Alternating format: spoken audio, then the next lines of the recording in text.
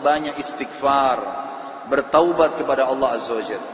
Karena ternyata yang banyak menahan rezeki adalah dosa. Dalilnya hadis Bukhari. Kata Nabi SAW, tidak ada satu kaum yang menahan zakat harta mereka, atau dalam riwayat yang dikatakan tersebar di tengah-tengah mereka zina dan khamr. Riwayat lain menjelaskan tersebar maksiat, kecuali Allah akan menahan rezeki dari langit, menahan hujan, nggak datang rezekinya. Jadi kalau teman-teman masuk satu proyek ternyata tertahan, proyek itu sudah jelas halal, maka pastikan teman-teman sekalian bahwasanya jelas ini karena dosa kita. Jangan pernah salahkan orang, salahkan diri sendiri. Tidak ada istilah dalam Islam teman-teman sekalian rezeki kita diambil orang lain. Saya ulangi, tidak ada dalam Islam istilah rezeki kita diambil orang lain. Demi Allah nggak ada. Kalau ada di benak anda saat ini, hilangkan itu. Pernah ada seorang pengusaha masih muda di Surabaya, waktu saya sudah jelaskan tema tentang kenalilah Tuhan kau akan bahagia, masalah tauhid, pengenalan Allah. Dia datang kepada saya lalu dia mengatakan, Ustaz, saya sama teman-teman saya ini semuanya pengusaha. Ada 4-5 orang. Kami sama-sama masuk, semua punya perusahaan, sama-sama masuk ke satu proyek. 4 teman saya semuanya dapat, Ustaz. Saya sendiri nggak dapat. Dan kalau dilihat dari sisi ibadah, saya lebih baik daripada mereka. Karena saya hadir pengajian, mereka tidak. Saya tahu mereka. Saya sholat, mereka tidak sholat. Bagaimana memahami ini supaya saya tidak sangka buruk dengan Allah? Apa jawaban saya teman-teman sekalian? Satu kalimat, belum rezeki anda. Bukan rezeki anda. Kalau sudah rezeki anda sampai pasti. Nggak mungkin tidak. Nggak ada ceritanya orang lain ambil rezeki kita, nggak mungkin. Mustahil. Gitu kan? Ibnu Qayyim rahimahullah teman-teman pernah melihat seekor ular buta di sebelah dia lagi jalan. Ular buta ini kelihatan kena selaput matanya warna putih. Lewat di dekat Ibnu Qayyim. Ibnu Qayyim lihat, kebetulan dengan hikmah Allah. Lalu dia bilang, ular ini buta. Terus tiba-tiba dia bilang, saya bicara dengan diri saya sendiri, saya ingin tahu bagaimana Allah Azza wa Jalla memberikan makan ular ini. Ibnu Qayyim diikuti ular tersebut, ular itu berjalan. Bisa saja dimakan oleh hewan yang lain, tiba-tiba diserang. Tapi dia jalan, makhluk Allah, jalan di muka bumi. Allah SWT penciptanya. Lalu kemudian tiba-tiba dia dapat sebuah pohon, dia naik ke atas pohon itu. Sampai dia naik ke dahan, Ibnu Qayyim bilang, saya angkat kepala saya ke dahan itu, saya temukan di situ ada seekor burung kecil yang lagi bersihkan sayapnya.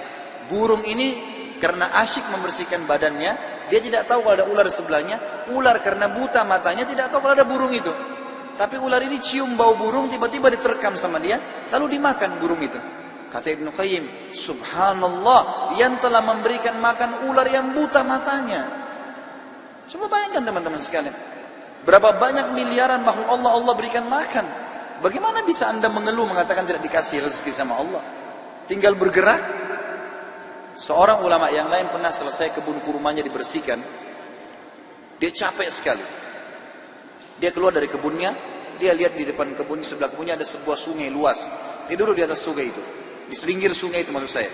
Duduk di pinggir sungai.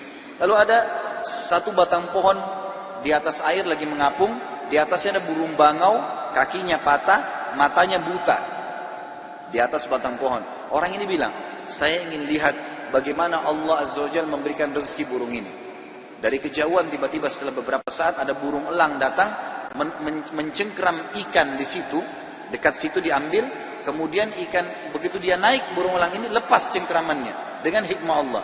Lepas cengkramannya, jatuh ikan itu subhanallah di depan burung bango yang buta di atas batang pohon. Bukan jatuh lagi ke air, jatuh ke situ dengan hikmah Allah.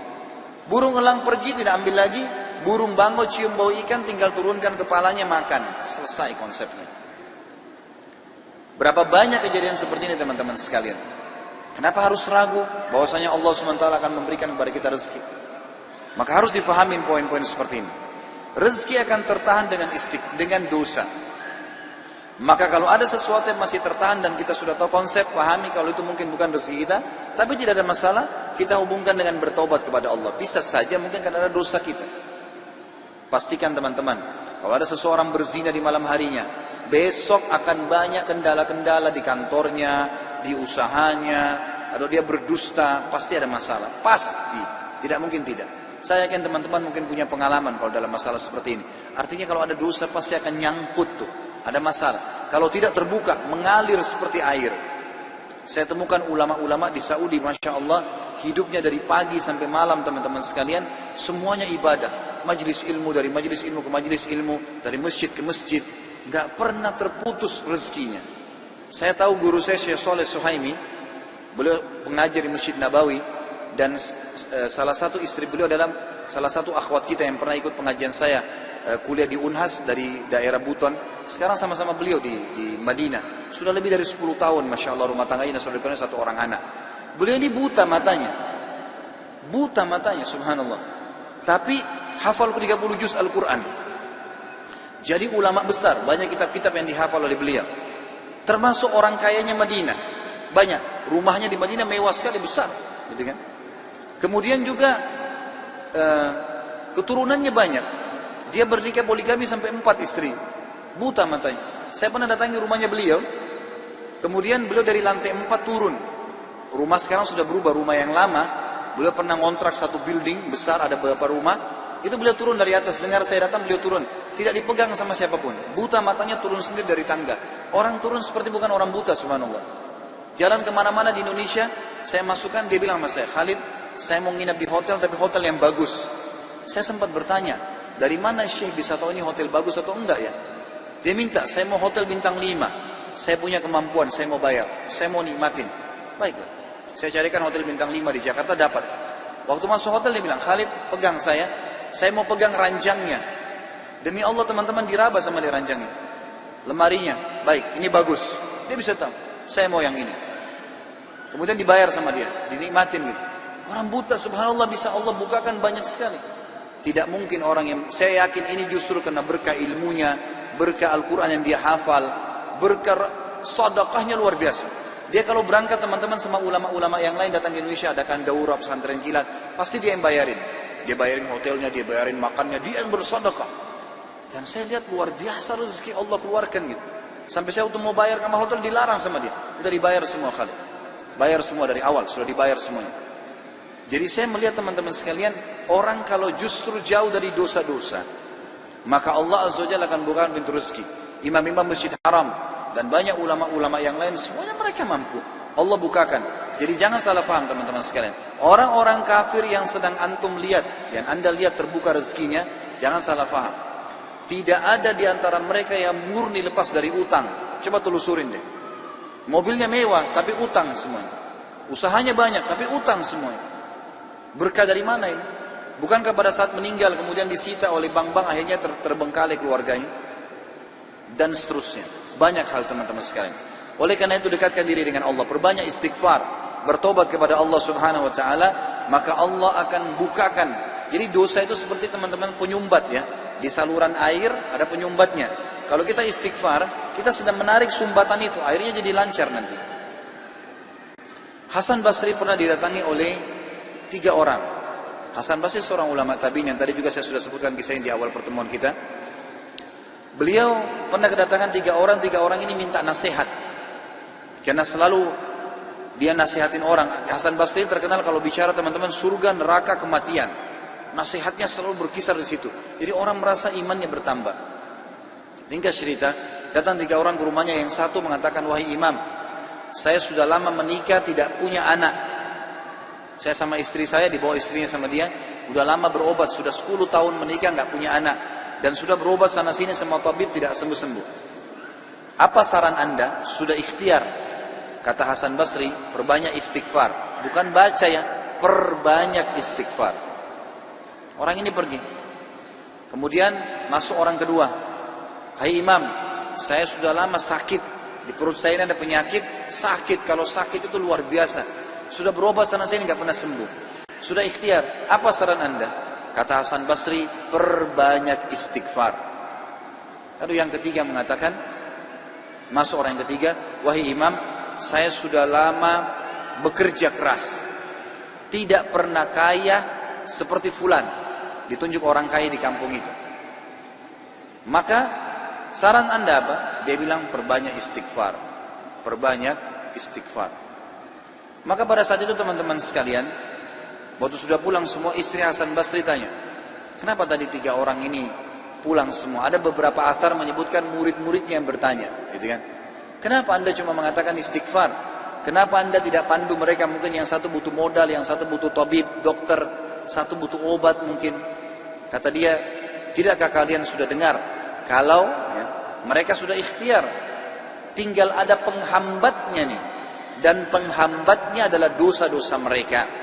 Dan Allah sudah berfirman dalam surah Nuh, surah nomor 71 ayat 10 sampai 12. A'udzubillahi minasyaitonirrajim. Nabi Nuh berkata kepada kaumnya, "Faqultu astaghfiru rabbakum innahu kana ghaffara." Aku berkata kepada mereka, Nabi Nuh berkata kepada kaumnya, istighfarlah kalian, mohon ampunlah pada Tuhan kalian, karena Dia Maha Pengampun, Dia suka kalau kalian tobat tuh. Ayat 10, ayat 11-nya, yursilis sama alaikum midrara. Mereka atau pasti Allah akan turunkan dari langit hujan yang lebat. Dan kita tahu hujan adalah sumber kehidupan manusia. Makna letterletnya, makna tadabburnya adalah, makna tafsirnya, Dia akan turunkan dari langit rezeki-rezeki yang midrar. Midrar itu bertubi-tubi. Ayat 12-nya, wa yumditkum bi amwalin wa banin wa yaj'al lakum jannatin wa yaj'al lakum anhara. Dan pasti Dia akan memperbanyak buat kalian. Yumdit, mad ini artinya mendobelkan, melipat gandakan. Dan pasti Dia akan melipat gandakan, menambahkan buat kalian keturunan, harta-harta, amwal dan keturunan. Serta Dia akan melebatkan kebun-kebun kalian dan akan memperbanyak sungai-sungai kalian, sumber air kalian. Imam Ahmad rahimahullah pernah didatangi teman-teman sekalian oleh seseorang. Maaf, Imam Ahmad pernah di akhir hidupnya, ini kalau teman-teman yang pernah dengar kisahnya, maaf saya ulangi, karena memang berhubungan dengan poin ini. Pernah Imam Ahmad rahimahullah di akhir hidupnya dia tidak tahu kenapa dia harus mendatangi sebuah tempat.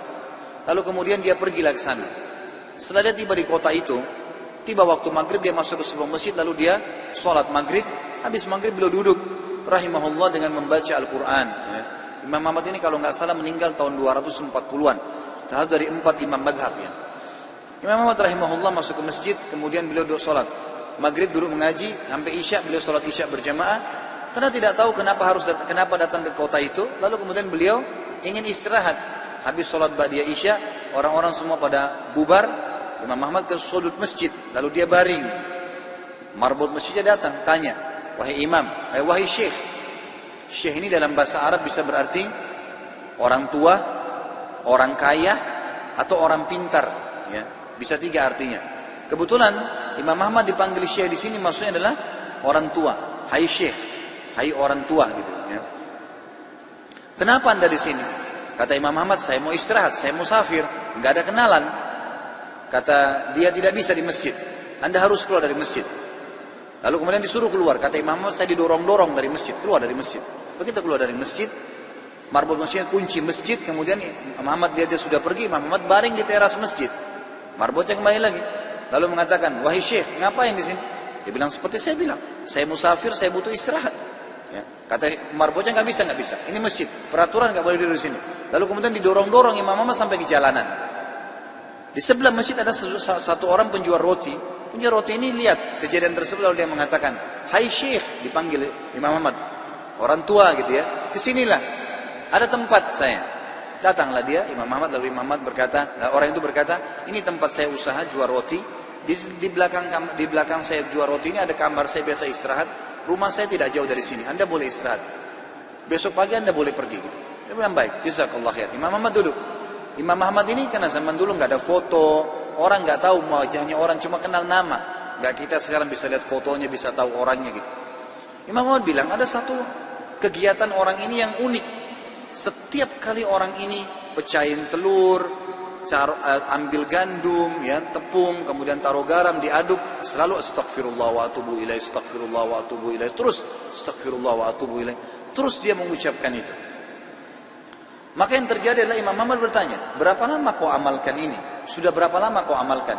Kebetulan Imam Ahmad ini di akhir hidupnya ya, sudah sangat tua. Orang ini juga seumur Imam Ahmad. Dia bilang sudah lama, dari saya masih muda. Kata Imam Ahmad, apa hasilnya istighfarmu ini? Dia bilang semua yang saya minta sama Allah dikabulkan. Apa saja. Belum pernah saya minta sama Allah nggak dikabulkan. Tinggal satu yang sudah bertahun-tahun saya minta belum Allah kasih. Kata Imam Ahmad, apa itu? Dia bilang saya minta agar dipertemukan dengan Imam Ahmad. Maka Imam Ahmad bertakbir mengatakan, Allahu Akbar. Karena istighfarmu inilah, ya, Allah Subhanahu Wa Taala mengutus saya datang ke kotamu dan saya tidak tahu kenapa saya datang. Karena istighfarmu lah, marbot masjid melarang saya tidur di masjid dan saya didorong-dorong. Istighfarmu lah yang membuat kau menawarkan saya untuk datang dan nginap di tempatmu. Saya Ahmad bin Hanbal. Allah Azza wa Jal datangkan Imam Ahmad ke rumahnya karena istighfarnya. Ini luar biasa. Kisah seorang ibu yang berada di wilayah Kashmir. Kisah belum lama terjadi. Ibu ini rupanya punya, kalau saya tidak salah, cucu atau ada anaknya perempuan kena penyakit tulang, sakit. Ibu ini selalu berdoa kepada Allah SWT sambil beristighfar karena dia sudah bawa ke dokter di sekitar rumah situ, di sekitar kampungnya tidak ada, gitu kan? Nggak ada yang bisa tanganin. Mereka cuma bilang ada satu dokter, ya, yang mampu menangani ini, tapi di India. Dia di India dan dokter itu Muslim, ahli spesialis tulang. Cuma dia yang bisa. Ibu ini tahu dia tidak punya kemampuan uang beli tiket pesawat atau kendaraan, mau bayar dokter tidak mungkin. Maka ibu ini memperbanyak doa dan istighfar. Selalu istighfar kepada Allah. Ya Allah, kalau ada dosa maafkanlah, sembuhkan anak ini. Ya Allah, pertemukan sama dokter itu, mudahkan supaya anak saya ini berobat. Ringkas cerita, dokter yang tadi jadi target ini keluar dari India. Ada acara, dia naik pesawat melewatin wilayah Kashmir tadi itu. Tiba-tiba pilotnya bilang, pesawat ini badai, lagi hujan deras, nggak bisa pesawat lanjut nih, harus turun di wilayah itu. Turunlah pesawat itu. Begitu turun, tiba di bandara, kata dokternya, saya harus, ini ada seminar, saya harus hadiri. Berapa jauh dari sini? Orang itu bilang target Anda sekitar 4 jam dari sini.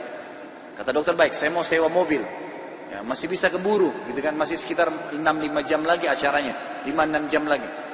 Begitu dia sewa mobil, jalan sedikit dari bandara, ternyata ya, hujan makin keras. Kata supirnya, nggak bisa kita jalan. Kalau jalan ini paksa ini bisa kita dihancurin oleh badai. Kata dokternya, baiklah kita istirahat. Mampir di pinggir, mampir ke sebuah rumah. Rumah itu rumah tua, rumah kayu. Lalu tabibnya ini, dokternya ini naik ke rumah itu, berteduh, ketuk-ketuk, ucapin salam, dijawab waalaikumsalam, keluarlah seorang ibu. Lalu kemudian dokter ini bilang, maaf, kami ini musafir, hujan lebat, bisa berteduh di sini? Kata ibunya, silahkan. Lalu ibunya itu mengambilkan minuman, dihidangkan minuman. Waktu sementara duduk di ruang tamu, anak perempuan si ibu ini lagi nangis-nangis kesakitan tulangnya. Ini ibu yang tadi sakit tulang. Ini dokter yang jadi target sampai di rumahnya. Lalu kemudian dia berkata, tabib ini, kenapa anaknya ibu? Dia bilang sakit tulang. Kenapa kok sakit? Kenapa nggak dibawa ke dokter? Sudah. Tapi kata dokter semua tidak bisa sembuh. Dan dokter yang bisa tangani cuma seorang dokter di India namanya Fulan. Disebutkan namanya dokter ini. Dokternya tiba-tiba nangis lalu berkata, segala puji bagi Allah subhanallah yang telah mendatangkan saya ke rumah ibu. Saya ini dokter yang ibu sedang targetkan. Allah datangkan dokter itu ke rumahnya justru karena istighfar. Karena doanya kepada Allah SWT. Tidak pakai biaya, malah dokter itu biayai gratis dan datang ke rumahnya. Seperti itulah, dan banyak ribuan kisah begini teman-teman sekalian yang berhubungan dengan istighfar.